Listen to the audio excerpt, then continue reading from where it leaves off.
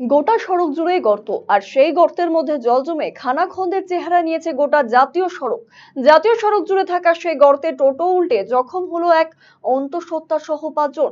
ঘটনার প্রতিবাদে মঙ্গলবার জাতীয় সড়ক অবরোধ করে বিক্ষোভে শামিল হয় স্থানীয়রা।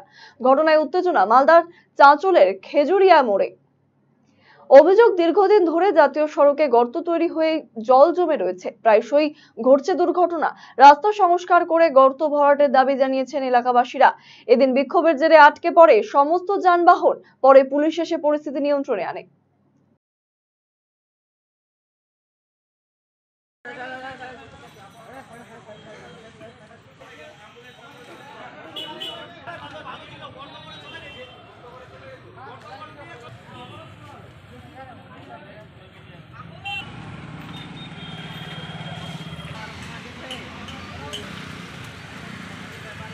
একই অবস্থায় জল ছিল, আবার সেদিন পাল্টি খেয়ে তাদের মাথা ফেটে তাদেরকে ভর্তি করা হয়েছে চাঁচল হসপিটালে। এখন ওরা হাত ভাঙা অবস্থায়, মাথা ফাটা অবস্থায় ওরা সেই অবস্থায় রয়েছে। এইরকম করে আমরা প্রশাসনকে জানাচ্ছি। এর আগে শুনলাম যে রেহান্না এখানে মিম এন্টারপ্রাইজের মালিক, উনি বললেন যে ওদের কাছে খবর নিয়েছি, ওরা নাকি রোডের কন্ট্রাক্টর কাজ ছেড়ে পালিয়ে গেছে। ওরা এখন কাজগুলো করবে না, কখন যে কাজগুলো এখন বলা যাচ্ছে না।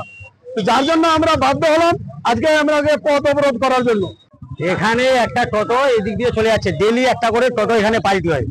আজকে কি হয়েছে, আজকে 4টা বাচ্চা ছিল ওই টোটোটাতে, একটা ডেলিভারি মহিলা ছিল।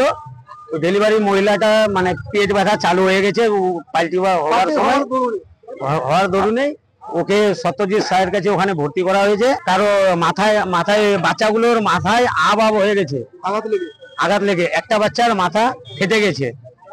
হ্যাঁ, এই রাস্তাটা আমরা মানে ঠিক করার জন্য মেরামত চাই। আমার डिजिटल इंडिया सेल शुरू हो चुका है। इंस्टेंट डिस्काउंट, सबसे कम दाम, पाएं नो कॉस्ट EMI, बेहतरीन आफ्टर सेल सर्विस और बेमिसाल एक्सचेंज वैल्यू। आज ही रिलायंस डिजिटल आइए।